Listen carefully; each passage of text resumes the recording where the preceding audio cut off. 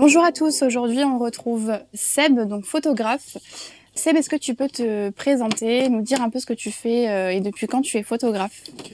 Seb Demilly, photographe comme tu viens de le dire, j'ai 43 ans et puis donc j'évolue dans le métier depuis une vingtaine d'années et je suis plutôt spécialisé en mode prêt-à-porter et en pub. D'accord, ok. Est-ce que tu fais aussi de la beauté, des tests photos pour les agences de mannequins? Ouais, ça m'arrive de faire ça, ouais. Ok, super. Donc on va commencer avec quelques questions. Donc le sujet aujourd'hui c'est l'évolution de la beauté, Ouais. que ce soit sur les réseaux sociaux, dans le monde du mannequinat ou en général. Moi, j'aimerais te demander si tu as remarqué une différence au niveau de l'évolution des physiques, que ce soit par rapport aux mannequins ou d'autres personnes dans le monde de la photographie. Mais ce qui est sûr, c'est que les codes et les envies, les besoins des clients évoluent. Ce qui est certain, c'est qu'on n'a pas forcément les mêmes... c'est pas une question d'exigence, mais les mêmes... si, les exigences. Je pense qu'il y a 15-20 ans, au niveau du mannequinat, il fallait vraiment avoir un body perfect avec les mensurations exactes. Si tu correspondais pas à ces mensurations, c'était même pas la peine de te présenter dans une agence ou d'aller à un casting parce que tu savais que tu allais être recalé. Bien heureusement, maintenant, donc en 2023, il y a une vraie évolution à ce niveau-là, du fait qu'on a envie de représenter de manière plus globale la femme ou l'homme dans son ensemble, quoi, et de pas se contenter justement à des normes préécrites.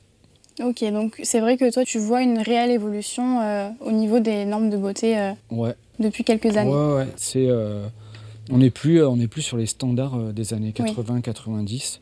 Après, les standards évoluent, les références évoluent aussi. Mais je pense que surtout le point principal, c'est que on essaye de représenter au mieux et au maximum toute la population.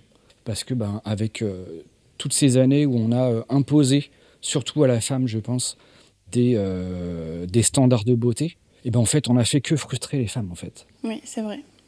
Et c'est là où c'est un peu triste. Et je pense que le fait de représenter plus la population avec des corps plus normaux, entre guillemets, et là, on va toucher plus de gens et on va justement arrêter de créer des frustrations, ce qui est plutôt bien. Et d'ailleurs, à travers ton travail de photographe, penses-tu que tu aides une majorité de personnes à se sentir représentées? En tout cas, la plupart du temps, moi, je réponds à une demande d'un client qui, lui, va choisir son casting. Donc, c'est plus le client qui va faire le choix de représenter une globalité de clientèle ou pas. Donc, moi, encore une fois, je vais plus répondre à une demande, et à une question et à un casting que l'inverse. D'accord. Et quand tu fais par exemple des tests photos pour Ouais. que ce soit des mannequins ou peut-être des personnes Ouais. lambda, si je peux dire ça, est-ce que tu sens que tu leur apportes une certaine confiance en eux ou... Moi, c'est sûr qu'à ce niveau-là, mon rôle de photographe, c'est de mettre les gens à l'aise. Oui.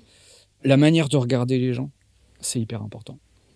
Ça, c'est une vraie base. C'est un truc que j'ai appris et qu'on apprend de toute façon au fil des années. C'est que, par exemple, quand je suis sur un plateau, à travers le regard de l'appareil photo, je vais regarder un mannequin, un garçon ou une fille sous toutes ses coutures. Et ça n'a rien de mal à l'aise parce que c'est le travail qui fait ça, quoi.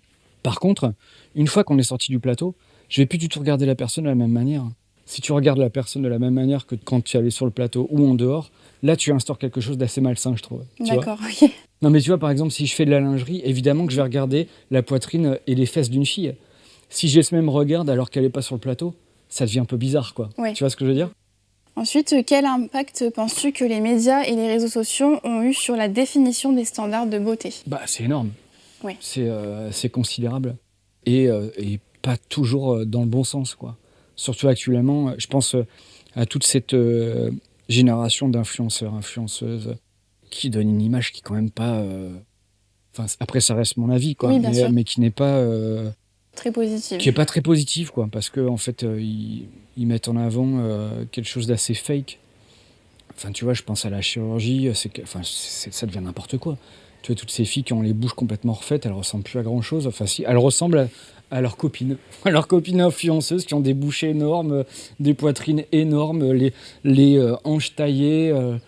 Je trouve ça assez bizarre. Oui, c'est vrai que les réseaux sociaux de nos jours peuvent avoir un impact très négatif sur la beauté. Et on peut aussi retrouver des filles qui, elles, vont mettre en avant le naturel, Aussi. oui, tout ce qui est la beauté naturelle et qui vont faire un maximum pour que toutes les personnes qui les entourent se sentent bien et se sentent concernées par cette beauté naturelle. Effectivement, il y a ça aussi. Mais c'est vrai que là, en premier lieu, c'est vraiment ce truc négatif Oui. qui me vient en tête. Parce que bah voilà, quand tu discutes avec des gamines qui ont entre 14 et 16 ans et qui ont envie de se faire la bouche pour ressembler à une influenceuse lambda, je trouve ça quand même d'une tristesse sans nom, Oui, quoi. c'est dommage. Alors qu'effectivement, tu vas avoir d'autres gens qui vont justement discuter et faire avancer sur le fait que bah, c'est pas forcément une norme, c'est pas forcément un bien, et que le fait de s'assumer comme on l'est, c'est ça qui est bien, quoi. Oui, Assume-toi comme tu es, tu seras bien dans ta tête. c'est ça. Et en fonction des contrats pour lesquels tu es sollicité, sens-tu que les marques ou les agences de mannequins ont élargi leur vision de la beauté, notamment avec les plus size qui étaient moins populaires il y a quelques années? Ouais, ça c'est tout à fait vrai. De plus en plus, je commence à travailler avec des filles rondes. Pour les garçons, c'est quand même moins le cas. Pour les gars, on a quand même encore cette norme du gars taillé en V qui fait un minimum d'1m85-90. Moi, je fais 1m70, clairement, je me sens pas du tout représenté dans la mode homme, quoi. Mais en tout cas, chez les filles, ça évolue vraiment, quoi. Donc ça, c'est chouette. Et du plus size, effectivement, il y en a de plus en plus et je trouve ça très bien. Et après, voilà, aussi trouver un entre-deux aussi, parce qu'il n'y a pas que des filles qui font un 34 et des filles qui font un 48, quoi. Mais donc, effectivement, il y a une vraie évolution dans ce sens-là, de par les clients. Et je pense que c'est des marques comme Zara ou H&M qui ont vraiment lancé ce truc et je trouve ça génial. Et puis de la couleur de peau aussi, quoi. Oui, oui, oui. Ça aussi, il y a une vraie évolution. Il commence à y avoir une vraie évolution sur le fait d'avoir que des filles ou des garçons caucasiens. Moi, je commence à shooter des gens de toutes les couleurs. Ça fait du bien, quoi. Oui, ça rajoute de la diversité Ben ouais. Et au puis milieu de là, tout et ça. encore une fois, le fait de représenter une population plus large, quoi, que ce soit en France ou en Europe plus globalement, il y a des gens de toutes les couleurs, quoi, en Europe, hein. Oui, oui, c'est sûr. Et justement, en parlant de plus size et de réseaux sociaux, que penses-tu du mouvement body positive? Trouves-tu qu'il fasse réellement bouger les choses dans ce milieu? Ben encore une fois, je trouve ça très bien. Je trouve ça très bien, le fait de mettre en avant ces formes et puis de faire comprendre aux gens qu'on n'est pas obligé d'être parfait ou en tout cas de rentrer dans une norme qui nous est imposée depuis des décennies et que tu peux être beau ou tu peux être belle si tu es un petit peu en surpoids, quoi. Oui, Ça bien marche sûr, aussi. oui, oui. Mais donc ouais, ce truc du body positif, je trouve ça génial et j'avais fait une campagne comme ça pour... c'était ProMode qui avait vraiment mis ce truc en avant et où du coup j'avais travaillé avec des filles avec plein de physiques différents et c'était super intéressant, quoi. C'était vraiment chouette. Oui, c'est vrai que les marques aussi se développent de plus en plus sur ce sujet et Ouais. mettent de plus en plus en avant. Ouais, et c'est une vraie intelligence. C'est une vraie intelligence commerciale parce qu'en fait, au final, tu vas toucher plus de monde. Je le redis encore une fois, on va arrêter de frustrer les gens, quoi. Oui, il faut que tout le monde se sente concerné. Et puis que les gens puissent se reconnaître Oui, bien sûr. et pas se sentir mal dans leur peau parce que ce qu'on leur vend, c'est encore une fois un garçon taillé dans la pierre et dans un V ou une fille avec un body parfait. Donc voilà, quoi. D'accord, super. Quel est ton avis sur la question de la retouche photo très poussée pour obtenir un résultat toujours plus parfait? La retouche photo, c'est quelque chose qui a toujours existé, qui est un outil, parce qu'on en a besoin, parce qu'effectivement, moi le premier, hein, en tant que photographe, j'ai envie de livrer une photo assez proche de la perfection, sachant qu'encore une fois, c'est tout à fait subjectif. Et le truc, c'est qu'il faut savoir s'arrêter à un moment, quoi. Oui. Moi, le truc, c'est qu'à la base, j'essaye de faire une belle photo à la prise de vue, pour ne pas avoir besoin de trop retoucher. Maintenant, effectivement, quand on fait de la beauté, on a envie d'avoir une image avec une peau nickel. Donc on va effectivement retoucher un peu. Moi, pour ça, je n'y vois pas trop de problème. Je commence à avoir un problème à la retouche quand tu commences vraiment à tailler aux formes du mannequin, quoi. Et on en arrive à des résultats, en fait, encore une fois, qui n'existent pas, quoi. Donc c'est un outil qu'il faut utiliser à bon escient et puis connaître ses limites, quoi. Encore une fois, qui impose les limites? Est-ce que c'est toi le photographe retoucheur? Est-ce que c'est le client? C'est Ok. pas évident. Et c'est vrai que maintenant, on retrouve sous toutes les photos retouchées, justement, la phrase photo retouchée, Ouais. qui nous Mais permet quelle aussi... photo n'est pas retouchée au final? C'est vrai, elles sont toutes retouchées.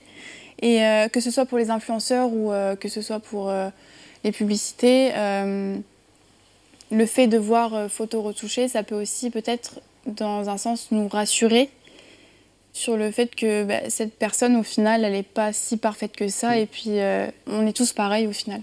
Ce qui serait intéressant, c'est de faire un avant-après. Tu vois, Oui. dans un magazine, tu as une pub avec le après, tu tournes la page, c'est le avant. Ah, en fait, d'accord. Ah oui, il y a eu beaucoup de travail sur la photo. Et comment abordes-tu la représentation de la beauté dans tes photos? Est-ce que tu cherches à suivre les tendances actuelles ou à bousculer les codes et offrir une vision différente? Ça, c'est hyper subjectif, quoi, parce que soit je travaille pour un client, ce qui est 95% du temps, qui a donc une idée en tête, une éthique, une image à respecter. Tu sais très bien que voilà, tout ça, c'est travailler en amont pendant des mois, des semaines pour développer l'image type d'une marque. Après, encore une fois, la beauté, c'est tellement subjectif.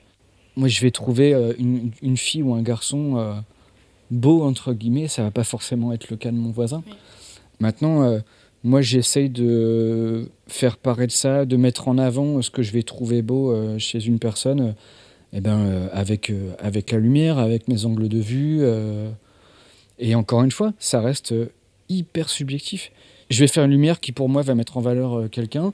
Et en fait, ça va pas être forcément le ressenti de mon voisin ou de la personne qui va voir mon image. Donc c'est une question qui est très ouverte.